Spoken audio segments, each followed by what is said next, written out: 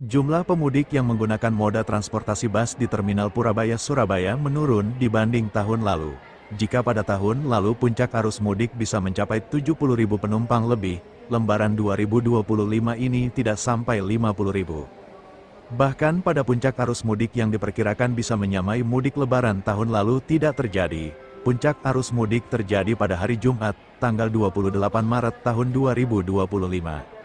Dari total penumpang yang menggunakan moda transportasi bus di Terminal Purabaya, tidak sampai menyentuh angka 50.000. Musim lebaran sebelumnya pada puncak arus mudik di Purabaya ada di angka 70.000-an.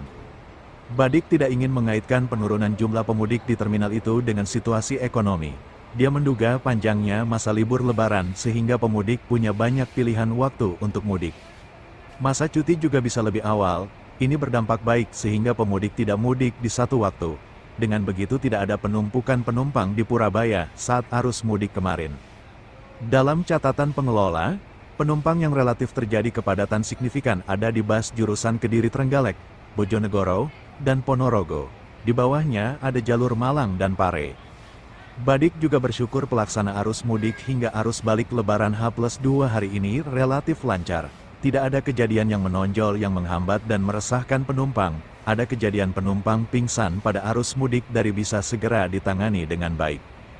Humas Terminal Purabaya Sarah Abigail menerangkan bahwa pergerakan penumpang di Terminal Purabaya relatif terkendali. Kepadatan penumpang relatif wajar dan tidak sampai menumpuk hingga tidak terangkut. Sarah pernah mencatat pada puncak arus mudik pada Jumat, tanggal 28 Maret tahun 2025, petang mencapai 45.279. Sementara untuk total pemudik dari H-10 sampai H+1 kemarin tercatat ada 150-an ribu pemudik yang datang. Jumlah lebih banyak ada penumpang yang berangkat atau meninggalkan Terminal Purabaya.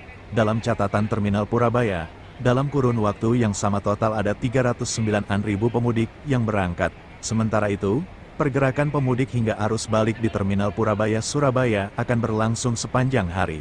Sebelumnya, bahkan pergerakan pemudik hingga larut malam sebelum akhirnya terangkut ke kampung halaman. Download Tribun X sekarang, menghadirkan lokal menjadi Indonesia.